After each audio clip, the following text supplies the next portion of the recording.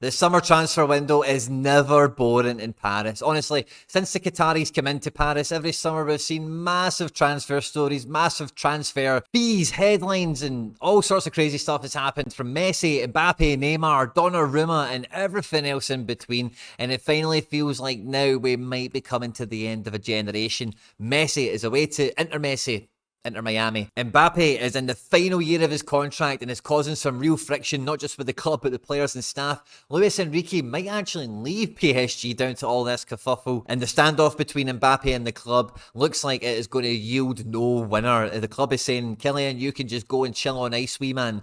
We're not bothered. And Mbappe is obviously pretty sore about that, and he's trying to get himself out of there. But it feels like PSG has firmly moved on. And the kind of news that's coming out there now is that Neymar has instructed his agents, get me out of Paris, and I think we might see him in New York City FC. MLS bound certainly is what I think might happen with Neymar. But on the cusp of all this, PSG have went out and they have signed Gonçalo Ramos, which is a huge signing and a real statement of intent for where Luis Enrique intends to take this next generation PSG. But with Messi, Mbappe and Neymar all being out, does this PSG team still have the stardust? Does it still have the elite end quality talent in the squad to go and compete, not just in Ligue 1, which we know they'll probably do pretty well in, but in the Champions League and finally go on and push into the semi-finals and finals, go on and win the thing for them? Can they finally do it, even without their Galacticos front line? As we break down the PSG squad and try and work out how strong and how formidable they might be for the 23-24 season, at any point in the video, if you do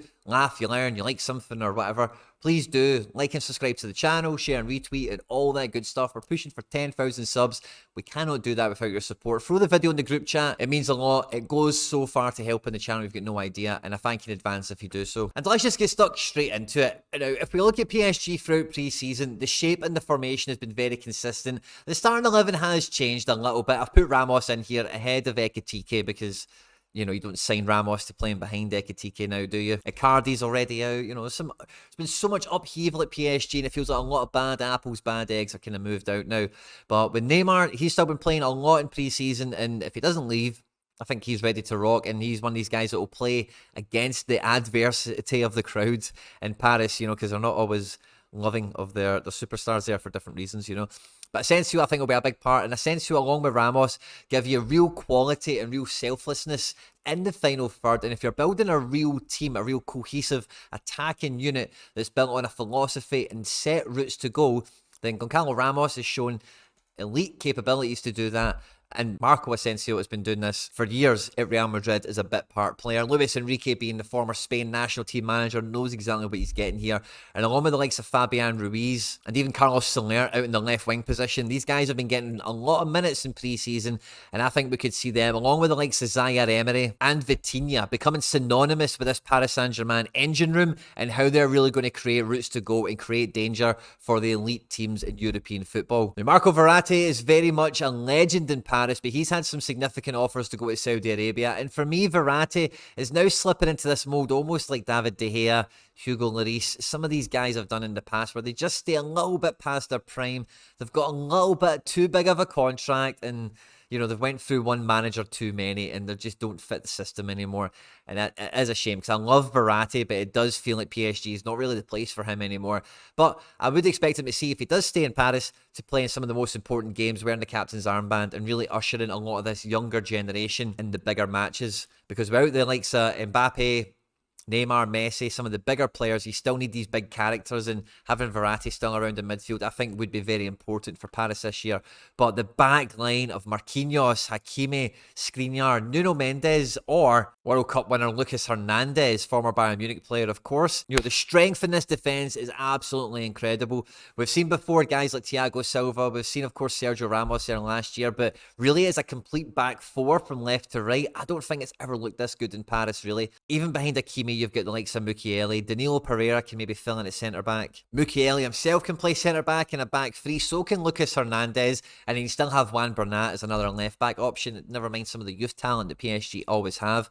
Behind Donnarumma as well, Luis Enrique has brought in Arnaud Tenas from the La Masia Academy, so with some of the rumours that Donnarumma might not be Luis Enrique's cup of tea, it feels like there's so many of the basic bases covered here, where PSG now have really an elite squad to play tiki-taka Luis Enrique football. You know, there's a wee bit of flexibility here for a lot of other managers if Luis Enrique did depart, someone else did come in. So many of these players are very versatile. So many of them are in their mid to early 20s, very much in the prime of their career. The guys further back the pitch, the Skriniars, the Marquinhoses, etc., you know, are further on in their 20s, give the team a bit more experience. So without the superstars, without the big personalities, I do feel, also you don't need to have the big personality, but this team is missing some elite quality in the forward line. And PSG are on the brink. It's basically all but confirmed at this point that they will be bringing in Ousmane Dembele. Now, at first it looks like you play Neymar on the left, you play Ousmane Dembele on the right, Ekitike, Asensio, Gonçalo, Ramos. Take your pick for one of those guys through the middle and you just go for it and you have a real blast. But with Neymar maybe leaving, Ousmane Dembele could play really across anywhere in the front line. And for me, I'm a huge Ousmane Dembele fan. I think his actual talent is almost second to none. How two-footed the guy is, how quick he is, his speed of thought.